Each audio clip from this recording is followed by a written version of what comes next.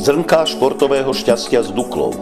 Aj tak by sme mohli stručne nazvať oslavu 40-ročnej existencie armádneho športu v Dukle Banská Bystrica.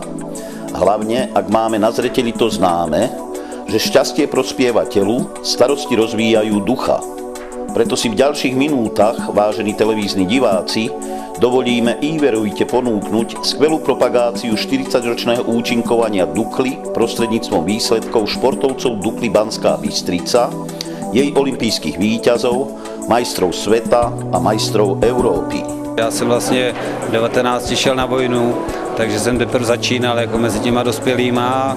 Potom jsem měl rychle medaily na mistrovství světa, že jo, v 87. A až tady jsem se stal takovým tím šampionem. No. Určitě mám tady hodně známých a kamaráda jako velkýho tady mám jedno nebo vlastně dva, teď je tady Igor Kováč působí a Feroz z Moraje, takže to jsou dva lidi, za kterými se já budu vracet vždycky. Určitě Pepa Hnušovský, tak to je taky úžasná rodina, že jo, takže jsem moc rád, že se tady potkáme, že si popovídáme a na to Slovensko já se budu vracet teďka od letošního roku ještě častěji. No. Predovšetkým som začínal v Dukle, vlastne dá sa povedať, že Dukla začínala aj so mnou, pretože som tu štartoval už v tej druholigovej Slávii fakulte pedagogickej. Potom prišla Dukla, vybojovali sme postup do prvej ligy a v prvej lige sme vlastne potom účinkovali už niekoľko rokov a obsadzovali sme už s Duklou, samozrejme vždy druhé miesto za Pražskou Duklou. Našťastie sme kultúrny národ a športovo založený, máme radi šport. Teraz hovorím ako za národ, za Slovákov. Takže určite každý úspech, či už na domácej alebo na medzinárodnej pôde, poteší fanúšikov športu. Takže bolo by skôr čudné, keby nerezonoval, alebo keby to človeka nepozbudovalo, alebo netešilo. A ja osobne som rád, že bol som jeden z tých, ktorý som našim ľuďom túto radosť urobiť mohol. Ja som sa v Dukle vlastne športovo narodil. Keď som narukoval v roku 1967, tak som začínal so svojou veľkou športovou kariérou, najprv ako aktívny chodec. Narodil som sa tam do reprezentačného dresu Československej republiky a odtedy vlastne dýcham vzduch Dukly, žijem s Duklou a viem, čo to je klubizmus, pretože ja skutočne každou svojou bunkou som Duklák. Keďže som mal veľmi vynikajúce podmienky v Dukle a mal som vynikajúcich so športovými vlastnosťami vynikajúcich ľudí, ale aj s ľudskými vlastnosťami, tak sa to nedalo nejak inak iba využiť a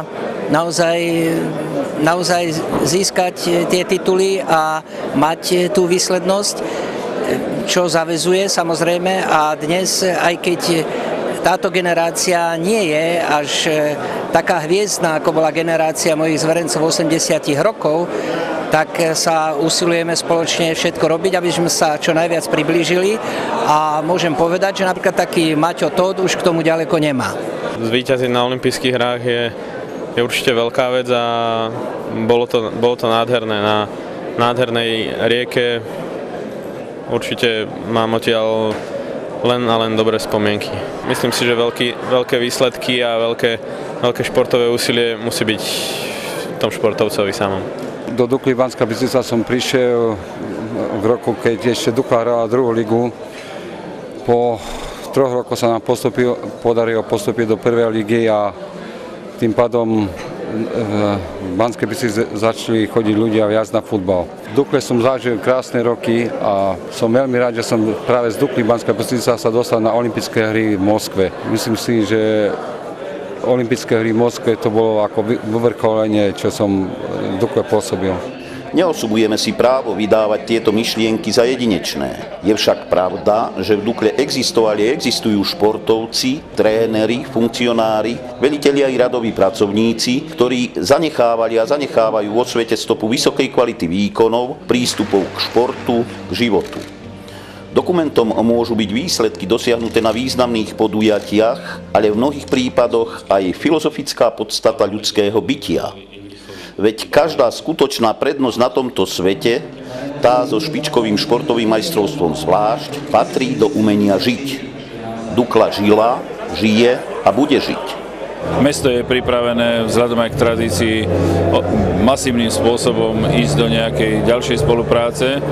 Ja už som to nieraz spomínal, že hľadáme novú koncepciu športu. V meste Banská Bystrica a armádny šport do toho nesporne patrí. Ja si myslím, že aj v súčasnosti sú veľmi korektné vzťahy. Budeme hľadať nejaké ďalšie riešenia na riešenie problémov, ktorých riešenie sme nenašli tento rok ešte. To je otázka fotbalového štadióna, otázka vzťahov medzi mestským športom a armádnym športom, ale musím povedať, že vzťahy sú veľmi dobré a budeme hľadať všetky možnosti na to, aby sme sa vzájomne podporili.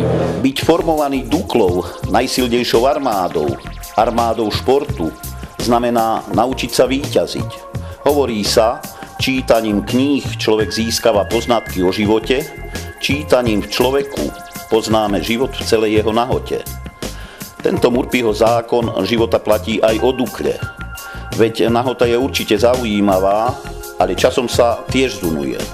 To je asi dôvod, prečo sa človek aj v súvislosti s Duklou Banská Bystrica opäť a opäť vracia ku knihám a jej histórii, živote v nej v súvislostiach. Obzvlášť pozoruhodné, dojemné, vzácne a potrebné je, ak o Dukle a ako o Dukle na verejnosti a pre novinárov hovoria významní politici. Ja som veľmi rád, že Dukla vychovala okrem majstrov Európy, majstrov sveta aj olympijských víťazov. Bol som veľmi rád, keď prvú zlatú medailu získal práve Michal Martikán, a to je váš dukliansky športovec. Takže len povedať, aby sa nič nezmenilo k horšiemu, ale aby v Dukle všetko išlo k lepšiemu. Aby sme aj v budúcnosti mohli sa takto stretnúť a zagratulovať všetkým tým, ktorí vytrvajú, majú silu, húževnatosť a získajú pre seba, ale tým pádom aj pre nás takéto víťazstvá. To, že vrcholový šport v armáde v ozbrojených silách má 40-ročnú históriu, o niečom svedčí. A bola by veľmi veľká škoda, ak by niekto nejakým spôsobom prerušil túto históriu, pretože šport jednoducho vždycky patril k armáde a podľa môjho názoru patrí a patriť bude. Športovci potrebujú mať ale kľud preto, aby mohli sa pripravovať na takéto výkony a vedenie rezortu musí vytvárať na to jednoducho podmienky, systémové podmienky, čo sa týka legislatívy, financií, materiálneho, organizačného charakteru. To, že minulého roku sa prišlo a jednoducho povedalo, že šport má zelenú, a to, že sa vytvorili systémové predpoklady, priniesli aj prvé úspechy. Veď 27 medailí, ktoré máme tento rok, ktorí priniesli armádni športovci, o tom jednoducho svedčí. To, že sa pripravujú na olympijské hry, to, že doniesli medaily či už z európskych alebo šampionátov, svedčí o tom, že proste bolo to dobré rozhodnutie, ktoré sa opieralo aj o tradíciu, o históriu a ktoré vytvára predpoklady do budúcnosti. Dukle už roky vedia, že dôvtip je nad každú hrubú silu. Skúste si teraz vypočuť otázky redaktora Jozefa Ivana, ktoré postavil športovcom na oslavách 40-ročnice Dukly Banská Bystrica. K futbalu si pritiahol i svojich dvoch synov. Jeden hrával v bratislavskom Interi a druhý obliekal banskobystrický dres Dukly. Tak ja by som povedal, že troch synov, lebo všetci traja hrali za Banskú Bystricu, síce Paťo najmladší hral iba za Bečku, ale všetci traja tu boli v Banskej Bystrici a som rád, že tu boli v Bystrici, že pôsobili aj oni a že nasledovali mňa a som rád, že boli v Dukle Banská Bystrica. Elenka, napriek tomu, že na posledných olympijských hrách ste získali zlatú medailu, účasť na olympiáde v Pekingu nie je istá. Tak určite, že to bude veľmi náročné, určite to bude aj veľmi pekný ten súboj medzi mňou a Jankou, ale snažím sa preto spraviť maximum, no a uvidíme, bude to o tom šťastí a o tých nervoch. Čakajú vás teda 3 súboje s Jankou Dukátovou o jedno miesto na olympiáde v Pekingu, kde sa tieto súboje a kedy sa uskutočnia? Tak výnimočne tohto, alebo lepšie povedať, budúca sezóna bude veľmi zavčasu, takže už v tom apríli, v polovičke apríla sa bude byť prvýkrát v holandskom kanále. No a ďalšie 2 preteky budú na domácej pôde v Čuňove a v Liptovskom Mikuláši. Takže z týchto 3 pretekov stačí vyhrať 2 olympiáda istá? Tak určite, že stačí vyhrať 2 závody, ale uvidíme, nechajme sa prekvapiť a počkajme si na daný verdikt. Vlastne kvalifikovaním do Pekingu by ste vyrovnali rekord Pavla Blažeka, ktorý ako člen Dukly Banská Bystrica sa zúčastnil 4 olympijských hier.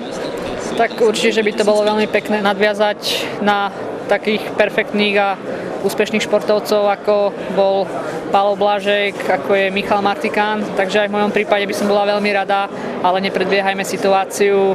Určite, že sa budem snažiť podať, aby ten výkon a ten úspech bol vytúžený, ale musíme si počkať a uvidíme.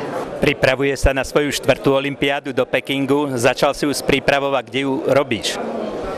Tak momentálne na Slovensku. Teraz je fáza vlastne takej kondičnej prípravy všeobecnej a postupne to bude gradovať a pôjdeme v tomto roku asi prvýkrát tak zavčasu na vodu už v polovičke januára.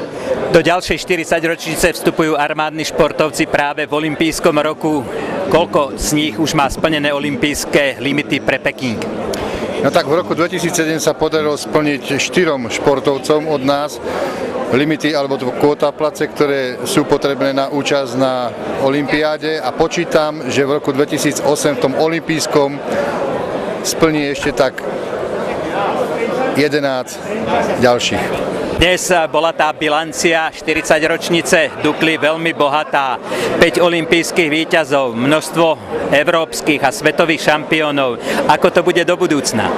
Ja si myslím, že tých 40 rokov, ktorí uplynuli a tých 40 rokov, ktorí ešte len prídu, budú minimálne také, ako boli tieto uplynulé 40 ročí.